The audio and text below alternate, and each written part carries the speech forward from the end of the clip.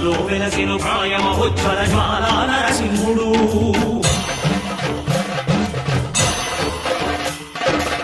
భక్తాభిష్టములన్నీయు తీర్చే లక్ష్మీ నరసింహుడు